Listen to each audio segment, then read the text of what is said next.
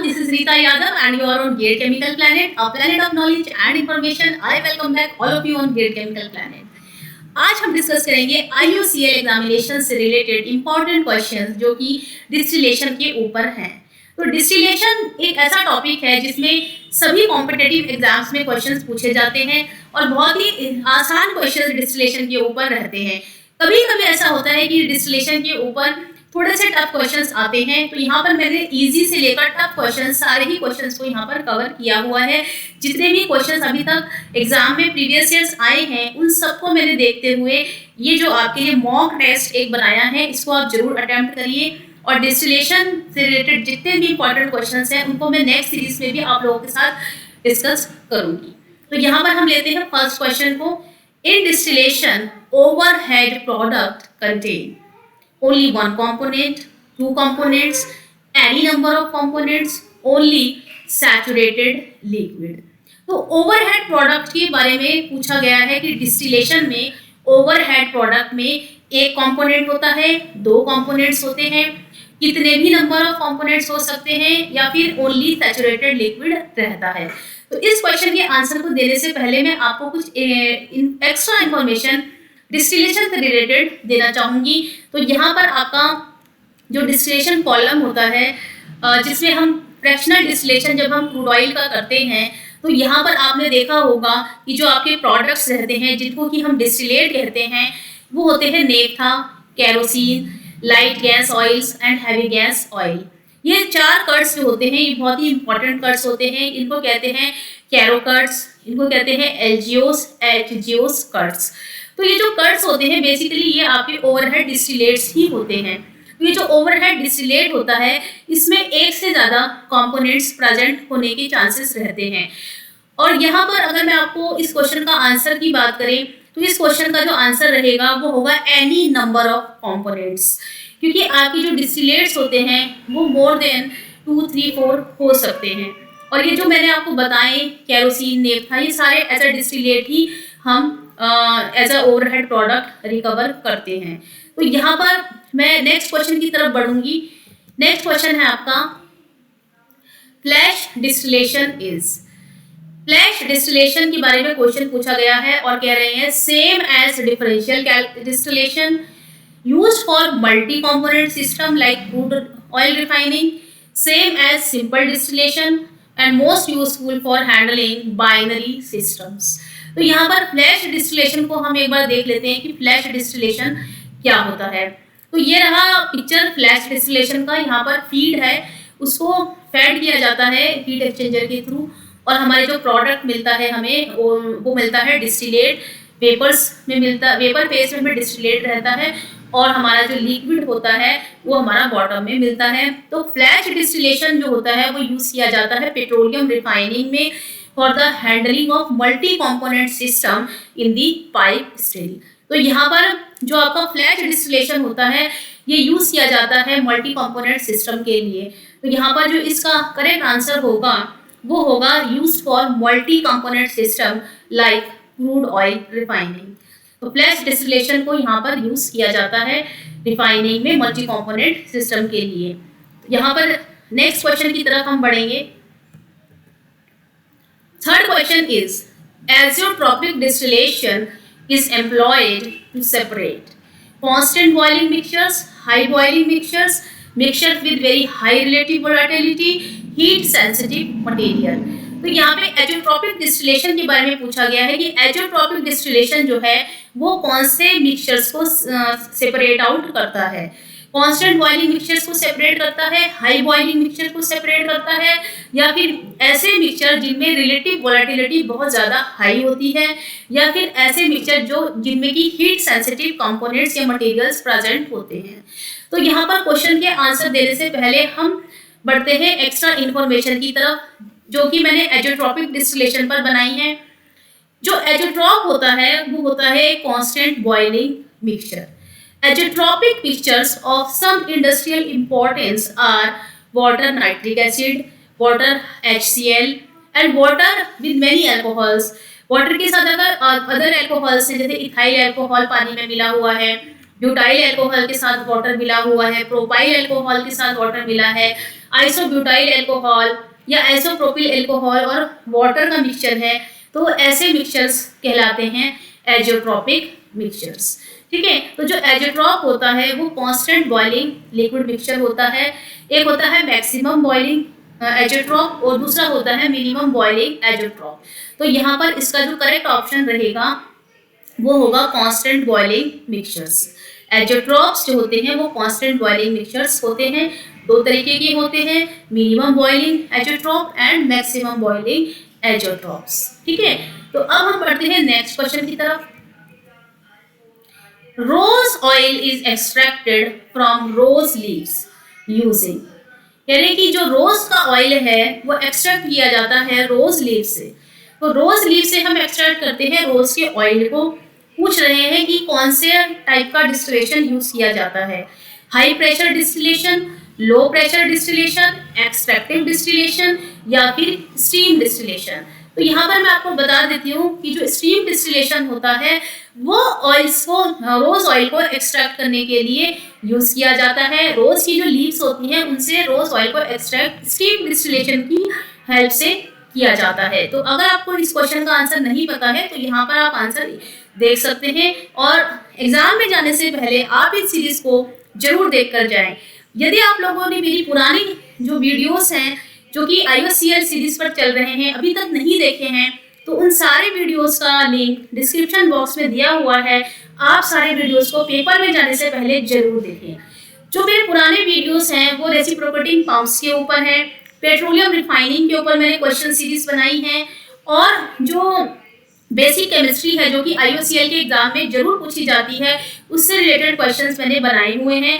आप उन सारे वीडियोस को एग्जाम में जाने से पहले जरूर देखिएगा। अगर आप केमिकल इंजीनियरिंग के स्टूडेंट हैं या आप मैकेनिकल इंजीनियरिंग के स्टूडेंट हैं तो भी आप लोगों के लिए ये जो सीरीज है ये बेनिफिशियल रहेगी। तो यहाँ पर हम देख लेते हैं स्टीम डिस्टिलेशन का पिक्चर कैसा होता है। तो ये है flow diagram steam distillation process का। स्टीम डिस्टिलेशन जो होता है वो हीट सेंसिटिव मटेरियल्स के लिए यूज किया जाता है, इसीलिए जैसे कि जो रोज ऑयल है उसको जब हम एक्सट्रैक्ट करते हैं तो उसको हम स्टीम डिस्टिलेशन मेथड से ही करते हैं।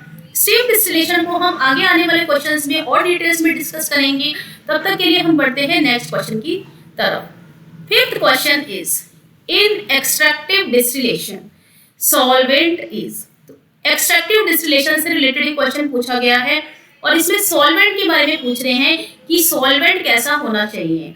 Solvent is added to alter the relative volatility of the mixture of high volatility present in overhead stream of high viscosity to give high tray efficiency। तो जो सॉल्वेंट यूज किया जाता है वो overhead stream में प्रेजेंट नहीं होता है और जो सॉल्वेंट यूज किया जाता है ये बहुत ज़्यादा हाई विस्कोसिटी का भी नहीं होता है और ट्रे एफिशिएंसी से इसका कोई भी रिलेशन नहीं देखा गया है। और वोलेटिलिटी की अगर हम बात करें तो सॉल्वेंट की वोलेटिलिटी हाई नहीं होनी चाहिए, ठीक है, हाई वोलेटिलिटी का नहीं होता है। तो इसके बारे में हम देखेंगे कि एक्सट्रैक्टिव डिस्टिलेशन की डेफिनेशन क्या होती है। सो एक्सट्रैक्टिव डिस्टिलेशन की बात अगर करें तो high boiling solvent, high boiling solvent यानी कि जो हाई बॉइलिंग सॉल्वेंट्स होते हैं उनको हम एक्सट्रैक्टिव डिस्टिलेशन में एज अ सॉल्वेंट ऐड करते हैं और ये जो सॉल्वेंट ऐड किया जाता है ये रिलेटिव वोलेटिलिटीज जो होती हैं कॉन्स्टिट्यूएंट्स की उनको ऑल्टर करने के लिए ऐड किया जाता है। अब ऑल्टर का मतलब होता है इंक्रीज करना या डिक्रीज करना। ऑल्टर का मतलब होता है चेंज। तो चेंज में ये इंक्रीज भी कर सकता है रिलेटिव वोलेटिलिटी को और रिलेटिव वोलेटिलिटी को ये जो सॉल्वेंट होता है ये डिक्रीज भी कर सकता है। तो जैसे कि यहाँ पर एक एग्जांपल मैंने लिया है कि जो टॉल्यूइन होता है उसका बॉइलिंग पॉइंट होता है 110.8 डिग्री सेल्सियस और जो आइसोऑक्टेन होता है उसका बॉइलिंग पॉइंट होता है 99.3 डिग्री सेल्सियस। तो जब हम सेपरेशन करते हैं टॉल्यूइन का और आइसोऑक्टेन का तो क्या होता है कि यहाँ पे एक्सट्रैक्टिव डिस्टिलेशन इसके सेपरेशन में यूज किया जाता है और फिनॉल जो होता है उसको एज अ सॉल्वेंट यूज किया जाता है। तो फिनॉल कहलाता है एक्सट्रैक्टिव सॉल्वेंट। तो फिनॉल के प्रेजेंस में क्या होता है कि जो आइसोऑक्टेन होता है उसकी रिलेटिव वोलेटिलिटी जो होती है वो इंक्रीज हो जाती है। तो यहाँ पर जो एक्सट्रैक्टिव सॉल्वेंट होता है वो दोनों ही पर्पसेस से यूज किया जाता है, रिलेटिव वोलेटिलिटी को ऑल्टर करने के लिए यूज किया जाता है। तो यहाँ पर करेक्ट ऑप्शन होगा added to alter the relative volatility of the mixture. A option is the correct option. So now we will move on to the next question, and next question is, in steam distillation the temperature is 100 degrees Celsius, temperature is more than 100 degrees Celsius, and product must be immiscible with water, or temperature is higher than the boiling point of either components. तो यहाँ पर मैं बिल्कुल clear कर देना चाहती हूँ कि जो स्टीम डिस्टिलेशन का प्रोसेस होता है वो हीट सेंसिटिव मटेरियल्स के लिए यूज किया जाता है, और जो टेम्परेचर होता है वो 100 डिग्री सेल्सियस नहीं होता है, टेम्परेचर 100 डिग्री सेल्सियस से ज़्यादा भी नहीं होता है, और जो टेम्परेचर होता है उसके बारे में कह रहे हैं temperature is higher than the boiling point of either component, यानी कि जो मिक्सचर होता है उसकी जो एक कॉम्पोनेंट होता है, कोई भी एक कॉम्पोनेंट होता है, उसके बॉइलिंग पॉइंट से ज़्यादा टेम्परेचर नहीं होता है। तो यहाँ पर मैं आपको थोड़ा सा स्टीम डिस्टिलेशन के बारे में एक्स्ट्रा इन्फॉर्मेशन बता देती हूँ कि स्टीम डिस्टिलेशन कब यूज किया जाता है। तो necessary condition for the steam distillation is when the material to be distilled does not react with the steam, यानी कि जो भी मटेरियल डिस्टिल हो रहा है जिसको कि आप सेपरेट करना चाह रहे हो वो स्टीम के साथ रिएक्टिव नहीं होना चाहिए। दूसरा कह रहे हैं when the desired product the volatile material or non-volatile residue is practically immiscible with water, यानी कि insoluble होता है water में। तो steam distillation वो process है, it is possible with the steam distillation to separate the substances at temperature lower than their boiling points। तो यहाँ पर जो इसका आंसर रहेगा वो होगा product must be immiscible with water, यानी कि जो प्रोडक्ट बन रहा है वो वाटर के साथ इमिसिबल होना चाहिए, वाटर के साथ मिक्स्ड नहीं होना चाहिए। ठीक है, तो नेक्स्ट इसका जो क्वेश्चन रहेगा वो रहेगा, next is 7th question, which of the following provides maximum contact surface for a liquid vapour system. तो यहाँ पर 4 ऑप्शंस आप लोगों को दिए गए हैं और पूछा गया है कि इनमें से कौन सा आपका कॉलम जो होता है वो मैक्सिमम कॉन्टैक्ट सरफेस प्रोवाइड करता है फॉर वेपर लिक्विड सिस्टम। तो मैं यहाँ पे आपको बता देती हूँ 4 कॉलम्स हैं, पैक्ड कॉलम्स हैं, बबल कैप प्लेट कॉलम है, सीव प्लेट कॉलम है और वेटेड वॉल कॉलम्स हैं। ये 4 तरीके के कॉलम्स होते हैं जिनमें कि आपका हर कॉलम की अपनी एक कैरेक्टरिस्टिक्स अलग अलग होती हैं। ठीक है, तो जो पैक्ड टावर होता है, पैक्ड टावर का मैं आपको पिक्चर दिखा देती हूँ कैसा होता है। पैक्ड टावर में आप देख रहे हैं कि यहाँ पर ऊपर की तरफ पैकिंग्स लगी हुई हैं। तो ये जो पैकिंग्स लगी रहती हैं आप इसे ध्यान से देखिए, ये आपका पैक्ड कॉलम है। तो जो डिस्टिलेशन कॉलम होते हैं वो पैक्ड कॉलम्स होते हैं, सी कॉलम्स होते हैं, बबल कैप्स कॉलम्स होते हैं, इनके डिफरेंट टाइप्स रहते हैं। तो यहाँ पे जो पैकिंग लगी रहती है इसका एक खास रोल होता है। तो पैकिंग के बारे में मैं आप लोगों को बता देती हूँ कि जो पैकिंग लगी रहती है, पैकिंग लगाने से क्या होता है, packing provides the large interfacial area for the mass transfer. तो वेपर और लिक्विड के बीच मास का ट्रांसफर अच्छे तरीके से हो ताकि सेपरेशन ज़्यादा से ज़्यादा हो, जितना ज़्यादा मास का ट्रांसफर बेटर होगा, सेपरेशन एफिशिएंसी इंक्रीज करेगी। तो क्या होता है कि जो पैकिंग्स होती हैं, पैकिंग्स इंटरफेशियल सरफेस एरिया को बढ़ा देती हैं और मास ट्रांसफर प्रॉपर्ली हो सकता है और सेपरेशन बेटर हो जाती हैं। तो जो पैक्ड टावर्स होते हैं, it provides the maximum contact surface for the liquid vapour system to provide the better mass transfer. तो यहाँ पर इसका आंसर होगा पैक्ड टावर। तो यहाँ पर मैं आप लोगों को एक बार दोबारा से अनाउंस कर देती हूँ कि अगर अभी तक आप लोगों ने वीडियोस नहीं देखे हैं IOCL एग्जामिनेशन से रिलेटेड तो आप सारी सीरीज को जरूर देखकर जाएं। एग्जाम में जाने से पहले आप लोग अगर सीरीज देख के जाते हैं तो आपको आंसर वैसे भी याद हो जाते हैं, तो बहुत अच्छे से आप लोग अपना पेपर इजीली कर सकते हैं। पेपर में जब आप पेपर दे के आएंगे तो आपको वाकई फील होगा कि ये सीरीज आप लोगों के लिए बहुत ही बेनिफिशियल रही।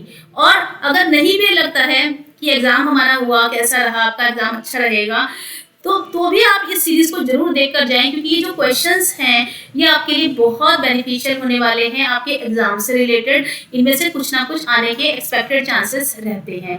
तो यहाँ पर मैं आप लोगों को बताना चाहूँगी कि अगर अभी तक आप लोगों ने गेट केमिकल प्लैनेट को सब्सक्राइब नहीं किया है तो गेट केमिकल प्लैनेट को सब्सक्राइब जरूर करें और बेल बटन को प्रेस करें, जिससे मेरे आने वाले नए वीडियोस का नोटिफिकेशन आपके पास सबसे पहले पहुंचे। तो यहाँ पर अपने दोस्तों में वीडियोस को शेयर जरूर करें। तो यहाँ पर हम बढ़ते हैं नेक्स्ट क्वेश्चन की तरफ। इस क्वेश्चन का आंसर मैं चाहूंगी कि सभी लोग कमेंट बॉक्स में कमेंट करके बताएं। ये बहुत ही इजी क्वेश्चन है, आप लोग इसका आंसर इजीली कर सकते हैं। तो क्वेश्चन है, as the reflux ratio increases the slope of the operating line for rectifying section increases, decreases, remains constant, data insufficient and can not be predicted. तो यहाँ पर 4 ऑप्शन दिए गए हैं आपको और पूछ रहे हैं कि जैसे जैसे रिफ्लक्स रेशियो इंक्रीज करता है रेक्टिफाइंग सेक्शन में जो ऑपरेटिंग लाइन की स्लोप होती है उसके ऊपर क्या इफेक्ट पड़ता है। जो स्लोप होती है रेक्टिफाइंग सेक्शन की वो इंक्रीज करती है, डिक्रीज करती है, कांस्टेंट रहती है, या फिर ये डेटा जो है सफिशिएंट नहीं है and answer can not be predicted. तो मैं चाहूंगी कि आप सभी लोग इस क्वेश्चन का आंसर कमेंट बॉक्स में कमेंट करके मुझे जरूर बताएं। मैं देखूंगी सबसे पहले आंसर किसने दिया है। ठीक है, तो बढ़ते हैं अपने नेक्स्ट क्वेश्चन की तरफ। फेस्की इक्वेशंस डिटरमाइंस द। फेस्की इक्वेशन के बारे में क्वेश्चन कई बार पूछ लिए जाते हैं। कई बार फेस्की इक्वेशन पूछ ली जाती है कि फेस्की इक्वेशन क्या होती है, और कई बार फेस्की इक्वेशन के ऊपर कोई थ्योरेटिकल क्वेश्चन जो है वो पूछ लिया जाता है। तो यहाँ पर फेस्की इक्वेशन से रिलेटेड क्वेश्चन कई बार पूछे जा चुके हैं, आप इस क्वेश्चन को जरूर देख कर जाएं।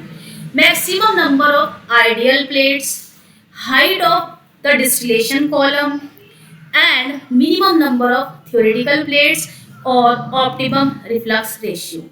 फेस्की इक्वेशन हमें क्या डिटरमाइन करके बताती है? Maximum number of ideal plates, height of the distillation column, या फिर थ्योरेटिकल प्लेट्स का मिनिमम नंबर बताती है, या फिर ऑप्टिमम रिफ्लक्स रेशियो के बारे में इंफॉर्मेशन देती है। तो फेस्की इक्वेशन को जानना बहुत ज़्यादा जरूरी है। यहाँ पर मैं आपको बताना चाहूँगी कि फेस्की इक्वेशन क्या होती है।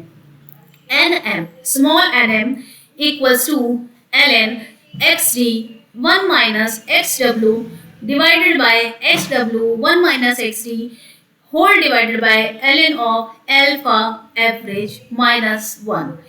सो ये है आपकी nm, जिससे हम number of theoretical plates calculate करते हैं। ये जो nm होती है इसको हम बोलते हैं total minimum number of theoretical plates required at total reflux, यानी कि टोटल रिफ्लक्स पर हमें कितनी minimum number of theoretical plates required होती हैं उनका टोटल नंबर निकालना with the help of Fenske equation. यहाँ पर अल्फा जो है वो रिलेटिव वोलेटिलिटी होती है और अल्फा जो है वो एवरेज वैल्यू ली जाती है। xd जो होता है वो होता है मोल फ्रैक्शन डिस्टिलेट का, और xw जो रहता है वो रहता है मोल फ्रैक्शन बॉटम्स का। ठीक है, यानी कि लिक्विड का। तो ये कह रहे हैं this equation gives the total number of theoretical plates required to produce products of composition xd and xw। तो इस इक्वेशन को आप जरूर से याद कर लें, क्योंकि फेस्की इक्वेशन का क्वेश्चन कई बार आ चुका है, पूछा जाता है कि फेस्की इक्वेशन हमें कौन सी वैल्यू बताती है। तो minimum number of theoretical plates के बारे में बताती है एट टोटल रिफ्लक्स। तो यहाँ पर हम बढ़ेंगे नेक्स्ट क्वेश्चन की तरफ। As the reflux ratio decreases, the separation become more efficient, number of plates decreases, column diameter increases, none of these।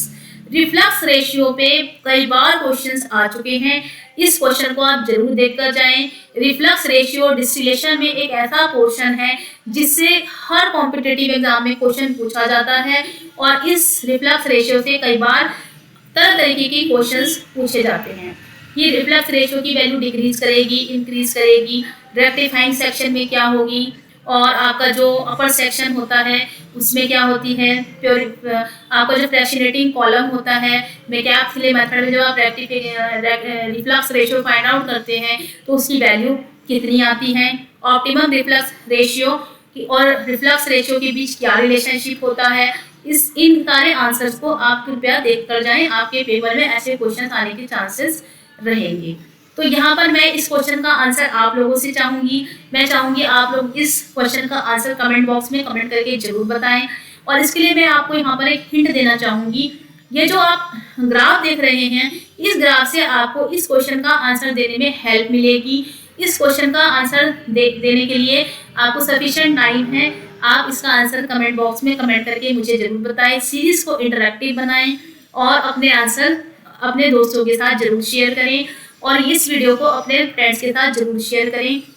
अगर आपने अभी भी केमिकल प्लैनेट को सब्सक्राइब नहीं किया है तो आप गेट केमिकल प्लैनेट को सब्सक्राइब जरूर करें। और मैं इस तरीके के इंफॉर्मेटिव कंटेंट्स लेकर आप लोगों के लिए आती रहूँगी। Thank you so much. Have a nice day.